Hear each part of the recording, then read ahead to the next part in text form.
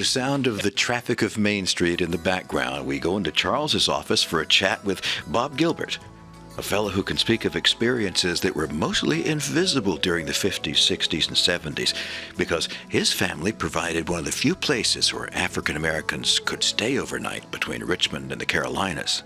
And as you'll find, some of those people who stayed there were very famous. My dad was, I think he was not only a businessman at heart, but he was a visionary. He was probably defined what you call a jack of all trades, even though he was good at it. He pastored several churches in the county. He worked with the local undertaker. At that time, again, that's another whole story. Yeah.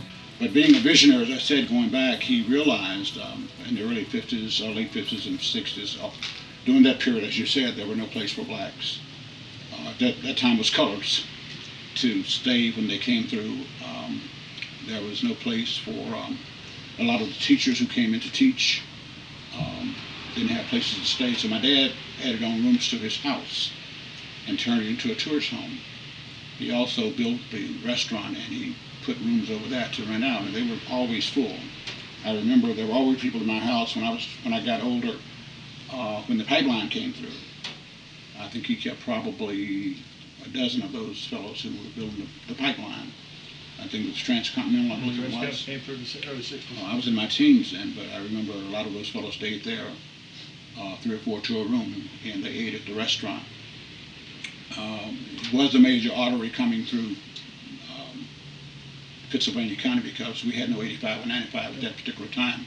29 was a major artery from north to south. It was a major north-south connector all the I understand from people talking that it was, there was from Washington, D.C. down to some parts of the Carolinas, I'm not sure, it was North Carolina, South Carolina.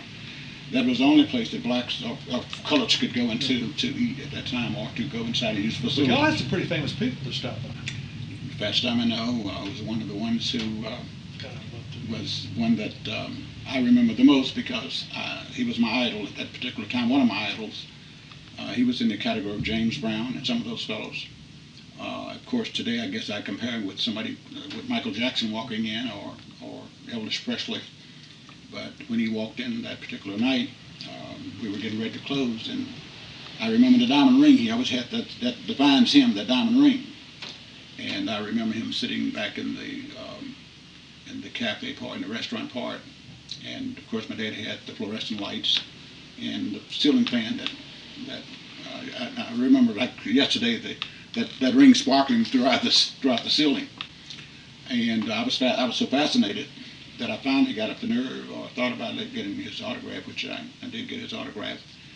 You still have it? I still have it, yes. And that was one of the ones. Then another famous person, most famous, was James Earl Jones. But I didn't know anything about James Earl Jones. I never heard of him. And I had heard of him, let me back up. I had heard of him, but I didn't really know. I just heard his name.